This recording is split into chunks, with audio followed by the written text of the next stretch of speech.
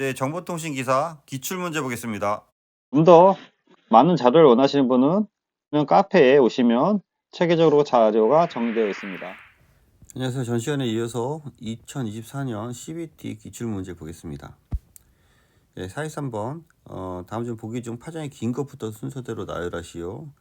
밀리미터파 가시광선 초단파 단파 자외선. 그래서 이런 문제를 풀 때는 일단은 가시광선이 중심에 있는 거죠. 가시광선이 중심에 있고 왼쪽에 적외선이 있고 오른쪽에 이제 자외선이 있죠. 왜냐면 여기가 빨주노초 파란 보잖아요. 그래서 빨간색이 적외선, 보라색이 이제 자외선이니까.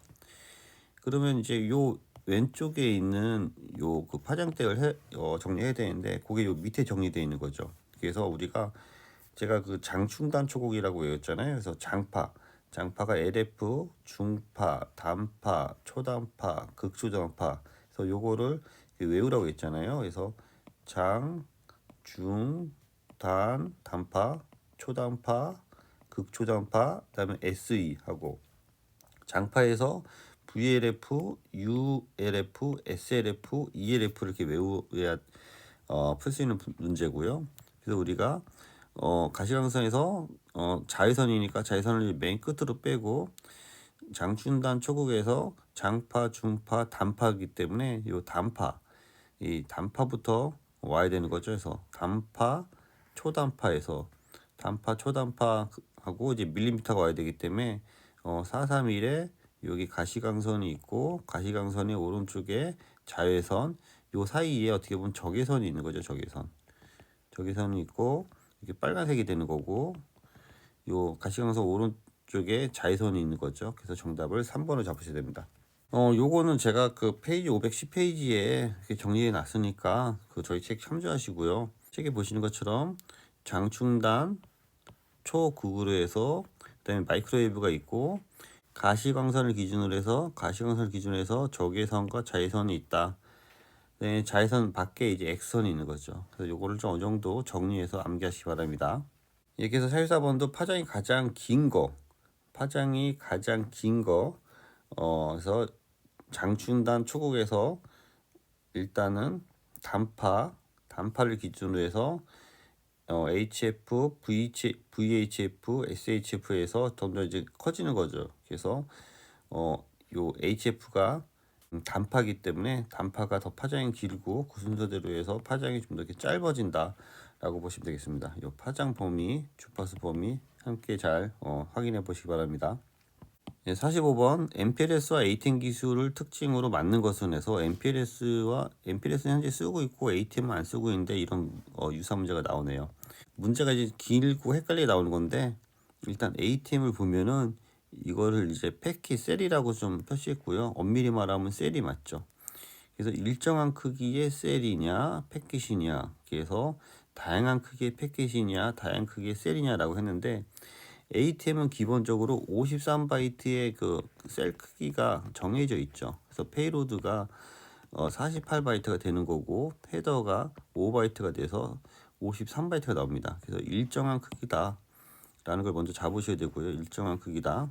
그래서 다양한 크기다는 이제 3번하고 4번은 버리시고 그 다음에 이제 MPLS를 봐야 되는데 MPLS가 짧은 라벨의 고속화된 연결 지향. MPLS는 여기서 보면은 요거는 셀이 아니죠. 그래서 MPLS 버려야 되는 거고 그래서 정답이 1번으로 돼야 되는 거네요. 여기 쓸데없이 이렇게 좀 앞뒤가 바뀌어 있고 여기는 ATM은 다양한 거가 틀리기 때문에 정답을 1번으로 잡으셔야 될 것 같습니다. 46번 CCTV 동작의 설명과 틀린 것은 펜 틸티 줌에서 여기 CCTV는 PTJ 기능이 있는 거죠. 그래서 펜은 카메라 고정 뒤에서 좌우로 회전하는 거, 틸트는 위아래, 줌은 이제 확대하거나 축소하는 거, CCTV는 동축 기반에서 IP 기반으로 발전하고 있다라고 해서 정답을 3번으로 잡으시고요. PTZ에 대한 기능에 대해서도 잘 정리하시기 바랍니다. 47번 IP 버전 4와 IP 버전 6의 설명으로 맞는 것은 IP 버전 6가 일단은 몇 비트인지를 확인해야 되는데요. IP 버전 4가 32비트였죠. 32비트에서 이제 4배만큼 증가해서 432, 428에서 128비트가 되는 거고요. 그래서 2번하고 4번하고 이제 헷갈릴 것 같은데 C클래스가 101이냐 110이냐 어떻게 시작하냐라는 건데 제가 저희 책에도 있는데 일단은 그 A클래스를 기준으로 해서 0이면 A클래스고 0이 아니면 이제 1로 가는 거죠. 그래서 이제 0이면 B클래스가 되는 거고 그래서 이제 0이 아니면 다시 110으로 가기 때문에 110은 이제 C클래스가 되는 거기 때문에 이 정답을 4번으로 잡으셔야 되는 거죠. 110. 그게 이제 C클래스다 해서 이 흐름을 잘 정리하시기 바랍니다. 48번 2019년도에 나왔던 문제인데요. 멀티미디어 못하네요. 멀티미디어 압축 방식이 아닌 것은 MPEG, AVI, JPEG 같은 거 다 압축 동영상이나 영상 압축 관련된 거고요. 미디는 뮤지컬 인스트루먼트 디지털 인터페이스에서 악기나 조명 관련된 미디어 연결 표준입니다. 그래서 4번을 잡으시고요. 49번 라우팅에서 라우터가 6개 있다. 이런 라우터가 6개 있다는 거고 이 라우터 안에 라우팅 테이블이 여러 개 있을 수 있는 거죠. 그런 테이블이 네트워크 8개 정도 있다. 근데 네트워크를 움직이는 게 아니고 라우터를 기준으로 해서 우리가 각각의 라우팅 테이블을 갖고 있기 때문에 이 라우팅 테이블은 네트워크에 있는 라우터의 개수가 됩니다. 그래서 6개로 잡으셔야 될 것 같습니다. 응용 문제죠. 50번 문제 IPsec 프로토콜의 두 가지 운영 모델에 대해서 틀린 것은 그래서 이런 문제가 있는데요. 기본적으로 우리가 이제 그 터널 모드랑 트랜스포트 모드가 있어요. 이거 좀 정리하고 가야 되는데 터널 모드는 마치 이렇게 터널에 들어갈 때 뭐가 변경되는 건데요. 그러다 보니까 기존에 IP가 있고 이렇게 페이로드가 있으면은 이 IP랑 페이로드 안에 여기 신규 뉴 IP가 붙고 그다음에 이제 IPsec 이제 보안이 붙는 건데요. 이렇게 기존의 IP랑 페이로드를 모두 암호화하는 부분이 있고요. 이게 이제 터널 모드가 되는 거고 여기 트랜스포트 모드는 기존의 IP가 있고 여기 보면 이제 페이로드가 있는데 요 안에 이제 그 IPsek이 들어가는 거죠. 요 IPsek이라는 거는 엄밀히 얘기하면은 여기 이제 AH가 들어가는 거고 여기 뒤에 이제 ESP가 들어가는 거거든요. 그걸 이제 포함해서 이제 IPsek이라고 하는 거고 제가 그러다 보니까 트랜스포트 모드는 기존의 IP를 유지합니다. 기존의 IP를 유지하면서 요 IPsek이 뒤에 페이로드를 이렇게 암호화하는 부분이거든요. 그래서 암호화하는 구간은 요 뒤에만 암호화가 되는 거고, 그러니까 기존 IP는 유지하면서 여기 페이로드 부분만 암호화되는 거고, 터널 모드는 신규 IP를 포함해서 전체가 이제 암호화하는 부분이 되겠습니다. 그래서 주로 이제 터널 모드에서 사용하는 걸 우리가 그 라우터 간에 주로 사용한다라고 하고요. 라우터 간에 그 다음에 트랜스포트 모드에서 사용하는 거는 주로 호스트 구간에 사용한다. 왜냐면 그 기존 IP를 유지하기 때문에 그다음에 터널 모드는 새로운 IP를 붙기 때문에 이건 라우터 간에 사용한다 라고 하고 트랜스포트는 기존 호스트 대비해서 사용한다 라고 합니다. 예, 그래서 그 내용을 이런 기반 하에 그 내용을 보면 AH 프로토콜은 바신지 호스트를 인증하고 IP 패킷의 페이로드를 무결성을 제공한다. 그래서 여기서 얘기하는 AH는 앞서 말씀드린 것처럼 여기 그 암호화하러 들어갈 때 여기 보면 IP랑 여기 보면은 이제 페이로드가 있다고 했을 때 이 앞에 어서니케이션 헤더가 들어가는 거고 맨 끝에 이제 ESP가 이렇게 들어가는 부분이거든요. 그래서 여기 AH랑 요 ESP를 요 전체 암호화하는 부분을 얘기하는 겁니다.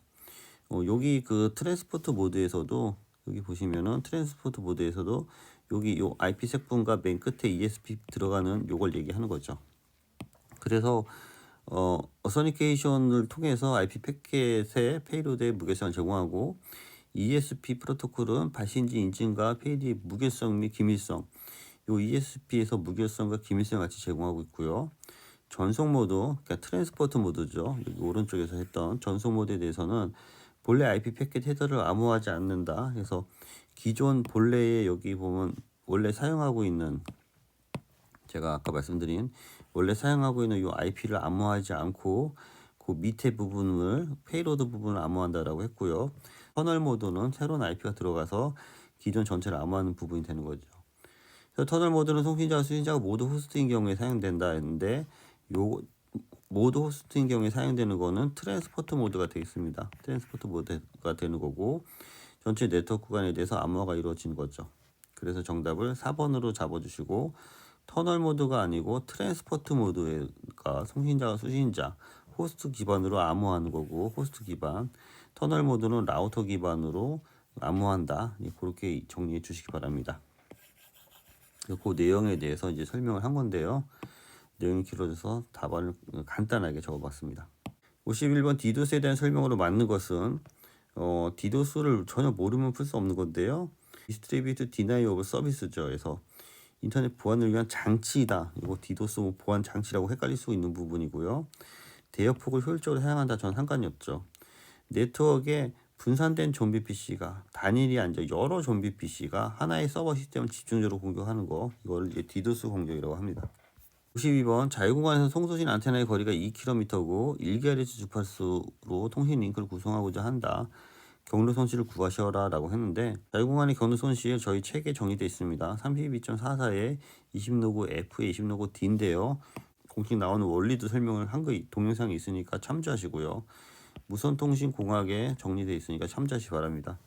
아니면 이렇게 이 공식만 정리해도 풀 수 있는 부분이기 때문에 이 공식에 넣어서 풀면은 전송 거리 우리가 그 2km이기 때문에 얘는 그 킬로미터 단위로 푼 거기 때문에 여기 2km에 2를 그대로 넣어주고요. 주파수가 1GHz이기 때문에 기가헤르츠는 메가헤르츠로 좀 바꿔 넣어줘야 되기 때문에 기가헤르츠 자리에 그 10의 3승으로 해서 메가헤르츠로 넣어서 풀면은 요 아래처럼 이렇게 풀립니다. 그러면은 얘는 98.46 dB가 되는데 요 dB도 어떻게 보면은 단위 맞춰줘야 되는 거고요. 이 공식이 이해 안 되는 부분은 제가 동영상을 여기 정리해 놨으니까 그걸 참조하시기 바랍니다. 여기서 한번 지능형 홈 네트워크 기술의 기준에 해당하지 않는 것은 해서 헷갈릴 수 있는데요. 이걸 정확하게 읽어보면 좀 헷갈릴 수 있는데 핵심이 뭐냐면 원격 지역이기는 전원 공급 통신 등 이상 상황에 대해서 수동으로 이상 상황에 대해서는 자동이 아닌 수동으로 동작을 해야 된다. 조작을 해야 된다라는 것이 핵심입니다. 그래서 원격 지역에는 전원 공급 통신 등 이상 상황이 발생하면은 자동으로 조작되는 게 아니고 수동입니다. 그래서 이걸 좀 헷갈려 할 수 있을 것 같아요. 게이트웨이는 세대 단점이 설치되거나 세대 단말기에 포함되어 설치할 수 있다. 단지 네트워크 장비는 집중군의 통신실 또는 통신 배관실에 설치하고 무인 택배 시스템의 설치 수량은 소형주택의 경우 세대수의 약 10에서 15%, 중형주택은 15에서 20% 정도에 설치하는 것을 권장한다. 그래서 이거 읽어보시고 이상 상황에 대해서는 수동으로 동작한다가 이제 핵심이 되겠습니다. 일반적으로 이제 자동으로 생각할 수 있는데요. 원격 제어기는 수동으로 동작한다라는 것이 핵심이 되겠습니다. 몇 개 더 보고 마무리 하겠습니다. 54번 다음 중 홈 네트워크 장비의 필수 설비가 아닌 것은 세대 단말기, 서버, 네트워크 장비가 필수 설비죠. 광장비는 상관이 없습니다.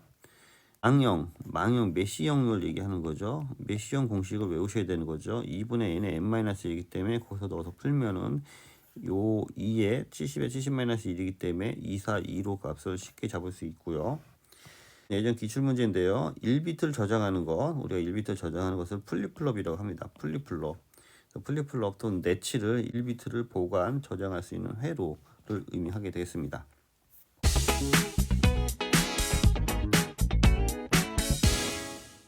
네, 그래서 50번 문제를 다시 한번 정리하게 됐는데요. 이해가 좀 부족할 것 같아서 기본적으로 이제 트랜스포트 모드랑 터널 모드로 나눠지는데 트랜스포트 터널 모드에 AH 어소니케이션 헤더랑 ESP 모드 두 가지가 있다는 거죠. 인캡슐레이션 시큐리티 페이로드.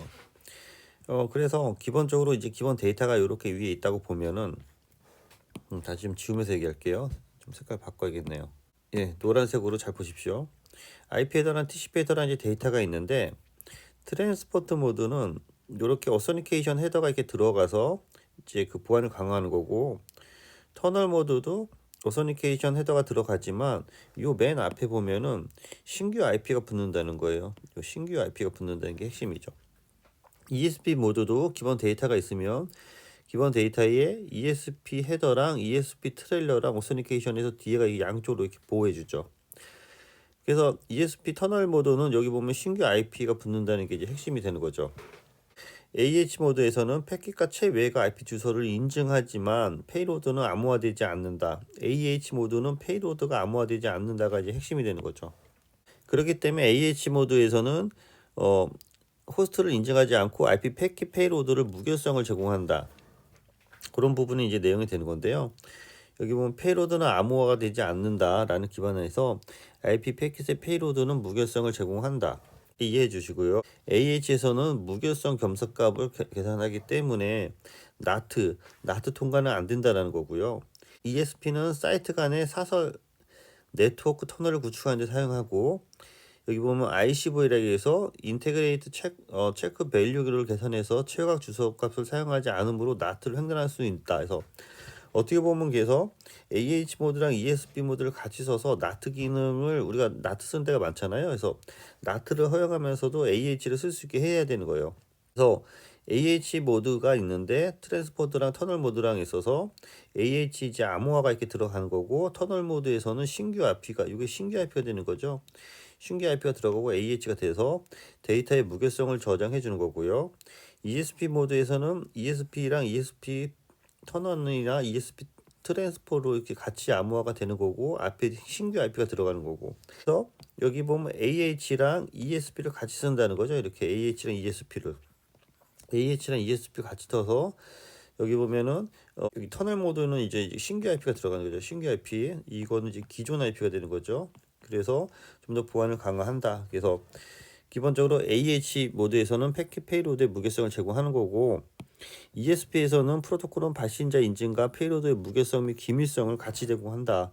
그래서 무결성과 기밀성을 이제 같이 제공하는 부분이 ESP가 되겠습니다. 여기 앞서 설명한 것처럼 터널 모드에서는 송신자와 수신자 간의 요건 트랜스포트 모드에 대한 설명으로 이해해줘서 네트워크 전 구간에 대한 암호화를 한다라는 걸로 정리하시기 바랍니다. 그래서 현재는 AH랑 ESP랑 같이 써서 통신에 무결성을 제공하는 부분이 되겠습니다. 이 부분이 이해가 안 될 것 같아서 다시 한번 내용을 보완해 보았습니다.